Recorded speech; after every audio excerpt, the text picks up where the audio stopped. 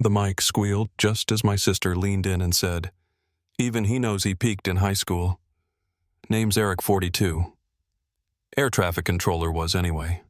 Smelled burnt coffee under the flicker of ceiling lights, clutching the old flight pin Dad gave me. Tell me what's the pettiest thing someone said at your celebration? Every Sunday morning, sunlight crept through the tall windows of the Maple Glen Diner, casting a warm amber glow across the laminate-topped tables. Outside, autumn leaves skittered down the sidewalk in little gusts of wind, like nature trying to knock politely. Inside the place smelled of frying bacon and brewed coffee.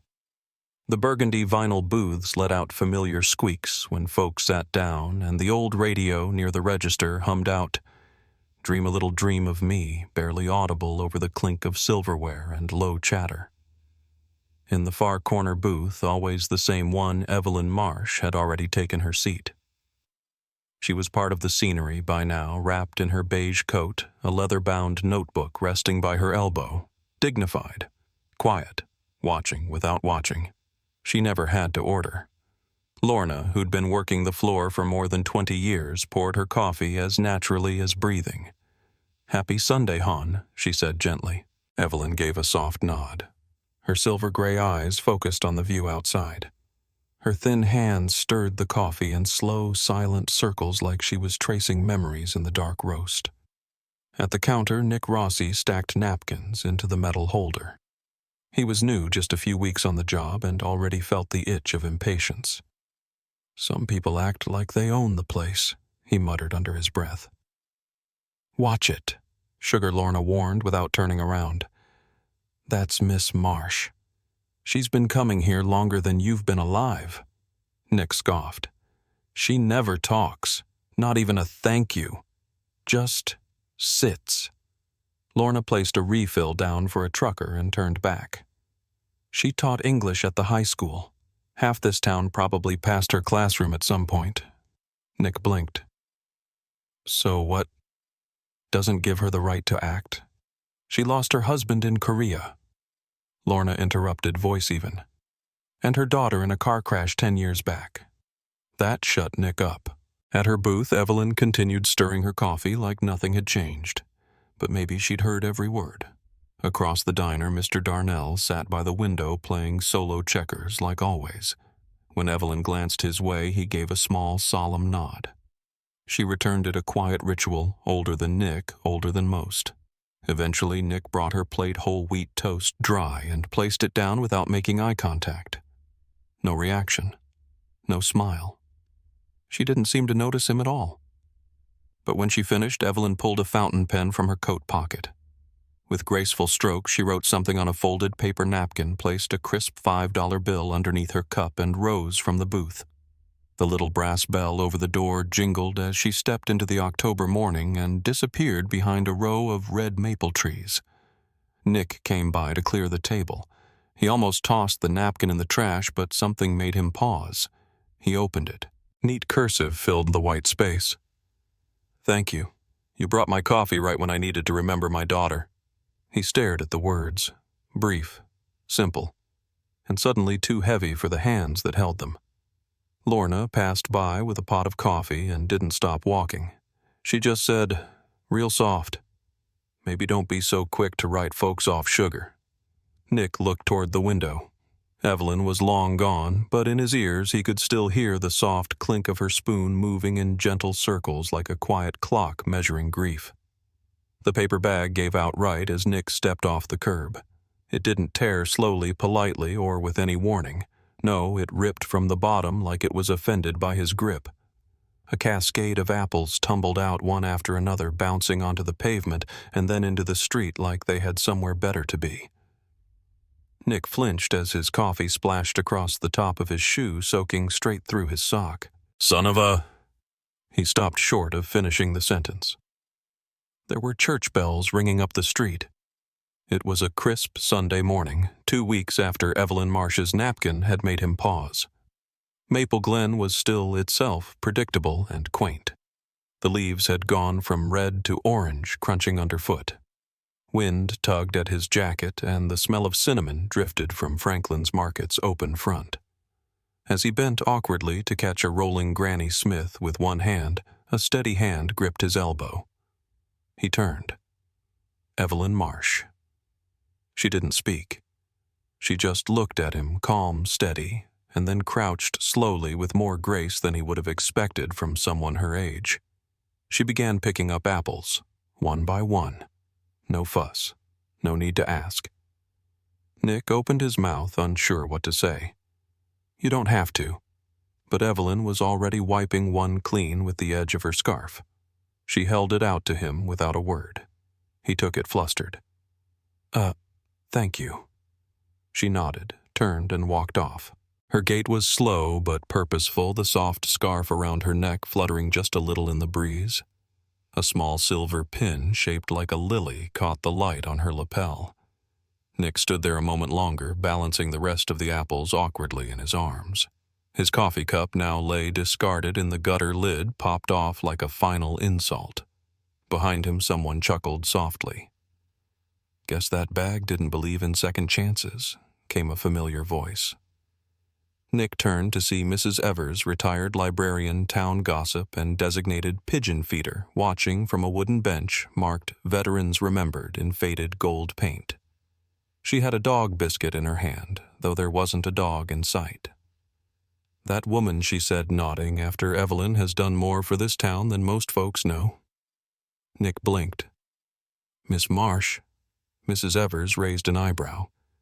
You didn't know she used to teach P.E. back in the 60s. Coached Little League when my niece played. Fierce on the field, that one. Gentle off it. Mr. Franklin stepped out of the market just in time to catch the tail end of the conversation. His suspenders were stretched over a flannel shirt that had seen better seasons. She's why my cousin learned to throw a curveball, he said with a nod. Scared half the boys into behaving too. Nick looked down at the apple in his hand. It had a soft spot near the top, just barely visible. He turned it over once, then slipped it into the inside pocket of his jacket without thinking.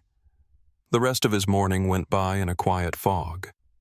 He kept replaying the moment in his head, not because it was dramatic, but because it wasn't. She hadn't said anything, hadn't smiled, hadn't lingered. She'd just helped.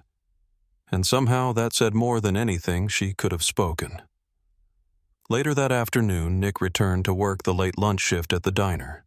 The morning rush had passed, and a few regulars were scattered across the booths, sipping sweet tea and reading faded newspapers. At 2:47 p.m., the bell above the door rang.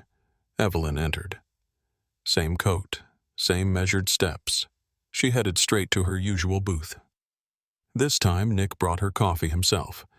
He set it down gently, carefully, really, and didn't rush away. Let me know if you need anything else, he said. For the first time, Evelyn looked directly at him. Her expression didn't shift much, but there was something. A flicker at the edge of her mouth. A near smile. She didn't leave a note. But when she left the diner 20 minutes later, Nick found the lily pin resting next to her cup, folded in a paper napkin. Just for a moment. Then he blinked, and it was gone, taken with her. Rain slid down the diner windows in lazy rivulets, tracing crooked lines against the glass like someone was drawing maps with water. Outside, clouds pressed low over Maple Glen, and the wind tossed the last stubborn leaves across the square.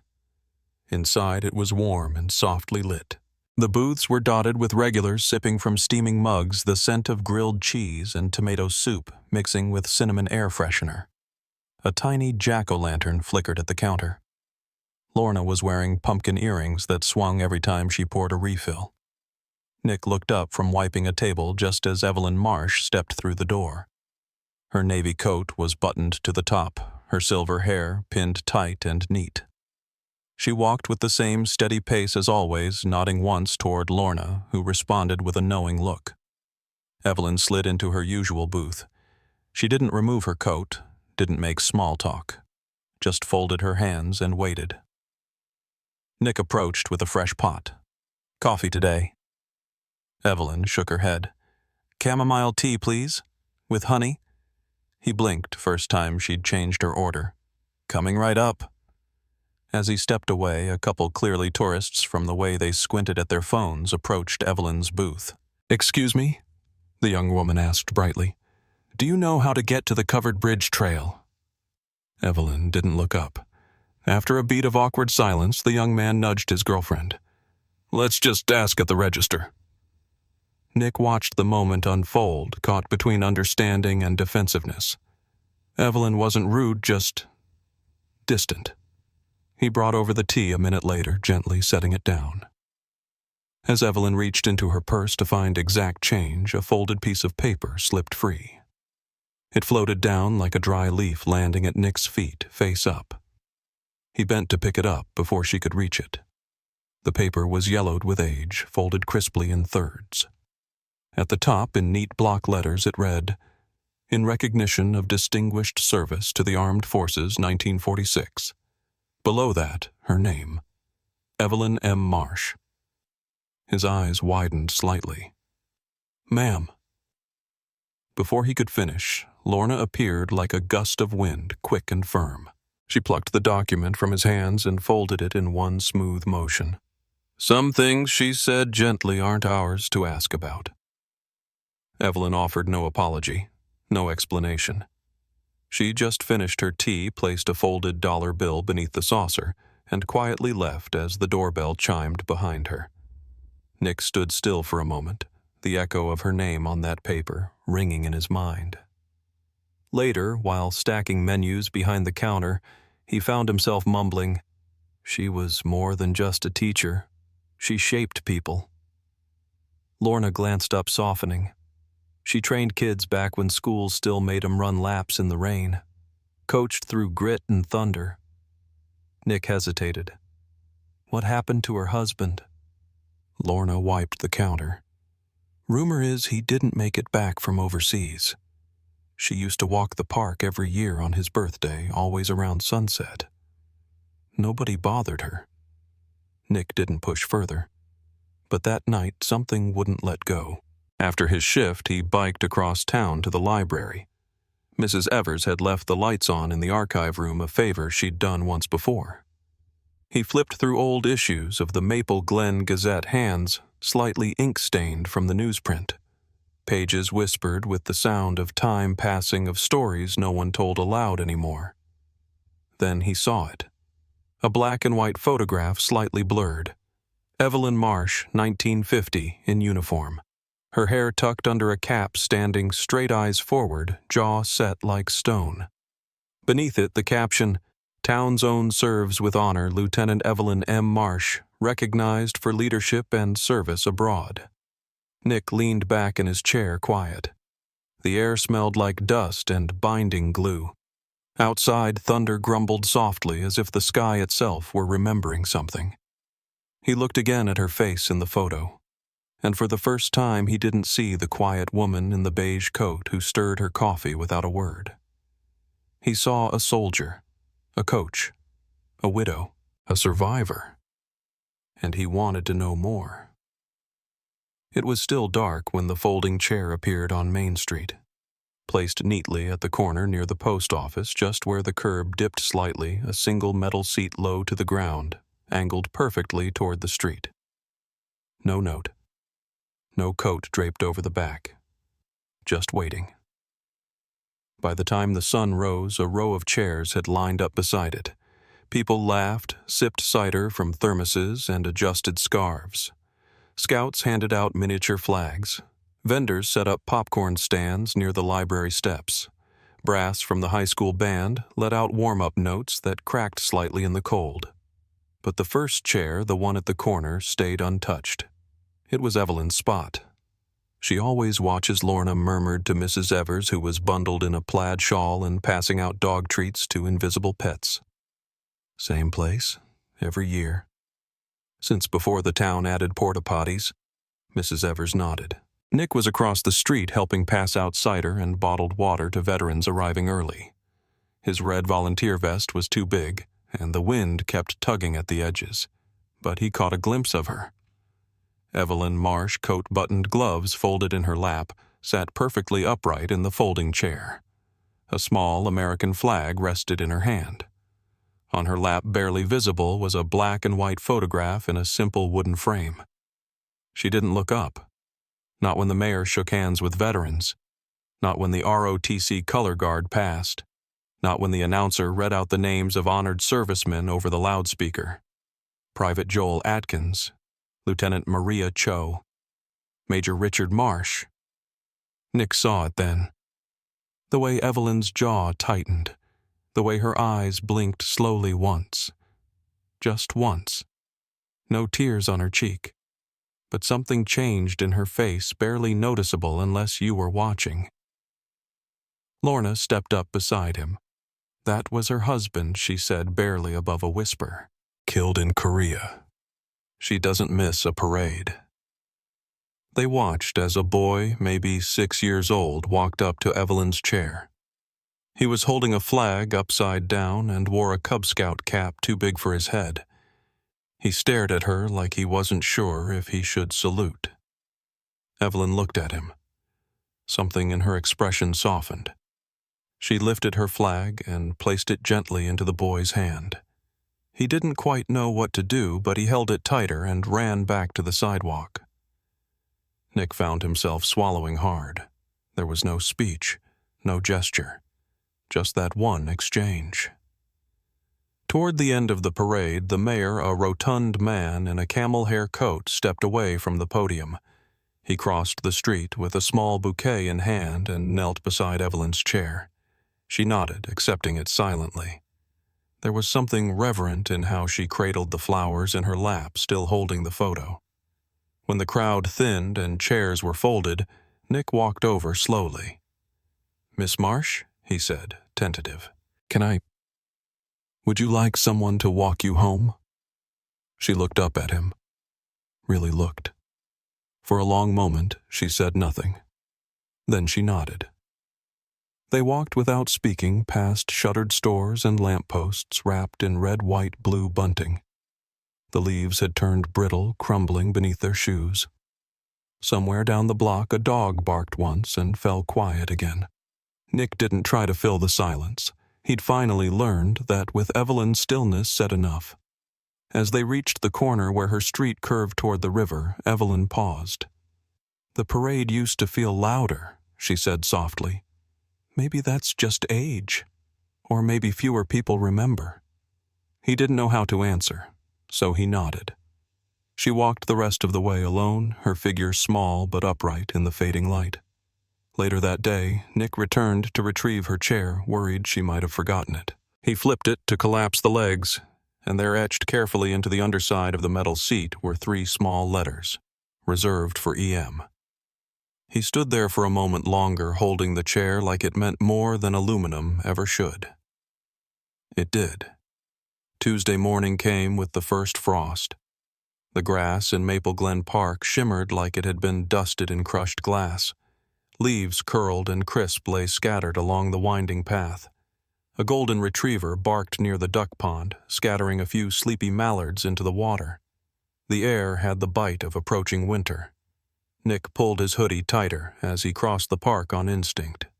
His shift at the diner had ended early, and though he hadn't planned it, his feet had taken him straight here. It was something he did now check in quietly. Only today the bench was empty. The same bench near the lilac bushes, right where Evelyn Marsh always sat with a small pouch of peanuts, coaxing squirrels onto the edge of her shoes. The spot where even after the parade she'd shown up like clockwork. Today, not even the squirrels waited. Nick stopped mid-path. Something tugged at his gut, not panic, but a nudge of absence. He walked a slow loop around the duck pond, scanning faces. A few seniors were out with their thermos mugs chatting by the community bulletin board where someone had just started testing holiday lights. Mrs. Evers sat near the playground, knitting something bright orange. Nick walked over. "Have you seen Evelyn today?" Mrs. Evers looked up, surprised. "Not since Sunday." She pulled the yarn tight. "She didn't come yesterday either, but I figured she needed rest after the parade." Nick nodded, unconvinced. Later that afternoon, he stopped by the diner. Lorna was topping off someone's coffee, but caught his expression before he said a word. "She didn't come in for tea," he said quietly. Lorna's brow creased. That's unusual. She pulled off her pumpkin earrings. November had arrived and headed behind the counter to the landline phone. A few minutes later, she came back with her voice lowered. She's at the clinic. Walked herself in this morning. Fatigue and low blood sugar, they said. Nothing urgent, but they're keeping her overnight. Nick exhaled tension he hadn't even realized he was holding, finally leaving his shoulders. That evening, he stopped by the florist and picked out a small bundle of mums. Nothing loud, just pale yellow and white. Then he added a copy of that day's newspaper and a fresh crossword puzzle folded neatly. He circled 3 clues in red ink. MRE baton and semper. Military slang and track terms. At the clinic, the receptionist pointed him to room 104. Evelyn was sitting upright, reading, glasses perched low on her nose. Her coat was draped over a chair, and a paper cup of peppermint tea steamed beside her bed. She blinked when she saw him. "Mr. Rossi," she said softly. "Didn't expect a visitor." He handed her the flowers. Thought this might brighten up the place. Her lips lifted barely but genuinely. "They already have?" He settled into the chair beside her bed. Everyone was wondering. "Park bench felt wrong without you." Evelyn tilted her head. Strange how absence makes people look twice. Nick smiled, awkward. Maybe some folks didn't know what to look for until now. For the first time, Evelyn didn't deflect. She reached for the crossword, scanned the clues, and laughed gently. "Semper. I haven't heard that shouted since 1952. They sat like that for a while. He told her about the kid from the parade who showed up at the diner yesterday, asked if the flag lady lived nearby.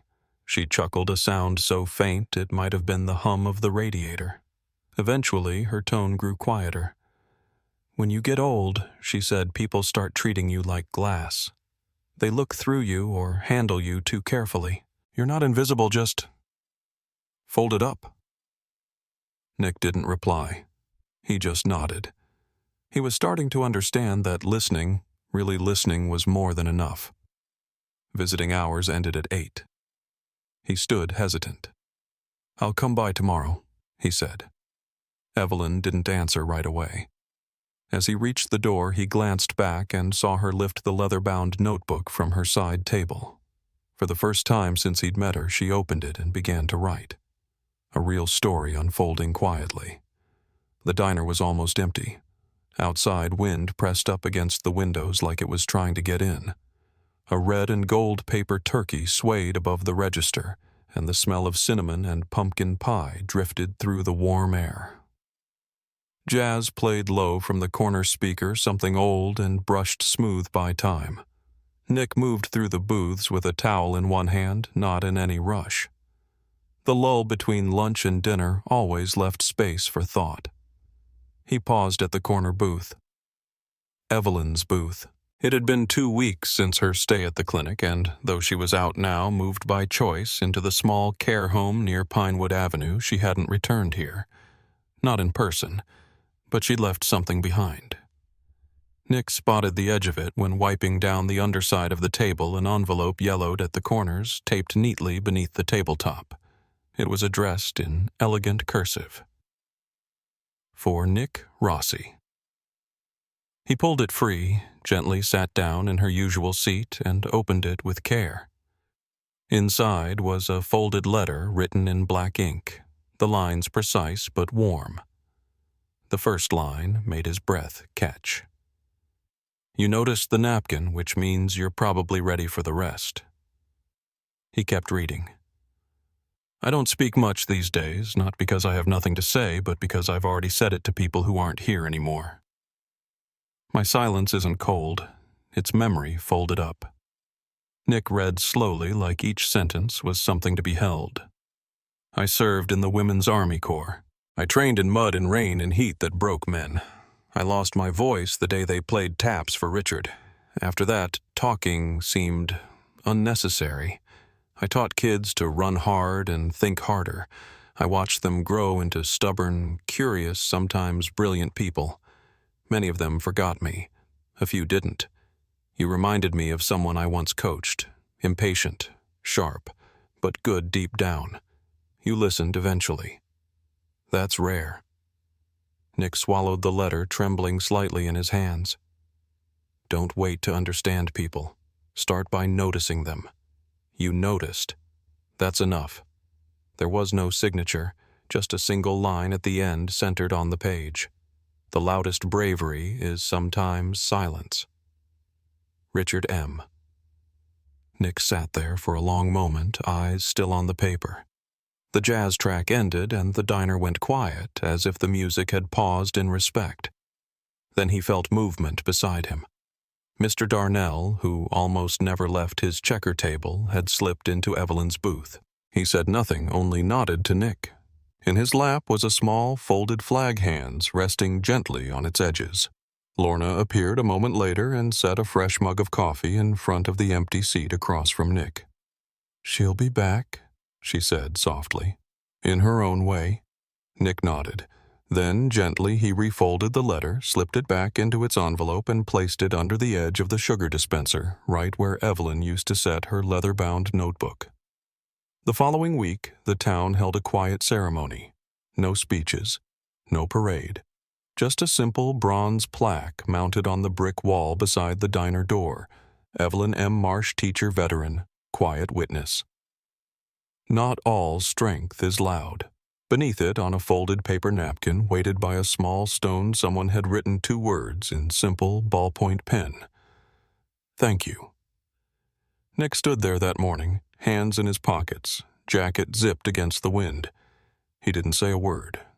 He didn't need to. Sometimes the quietest people carry the heaviest stories, and the lightest touch can leave the deepest mark. Evelyn Marsh never needed to raise her voice to be heard. She simply let grace linger where others rushed by. Kindness, after all, doesn't ask for recognition. And when we stop judging by silence or age or unfamiliar habits, we make room to truly see. Like a lantern left glowing in the window, one quiet gesture can guide a stranger home. So maybe take a look around today. There just might be someone near you quietly holding the world together with nothing but presence.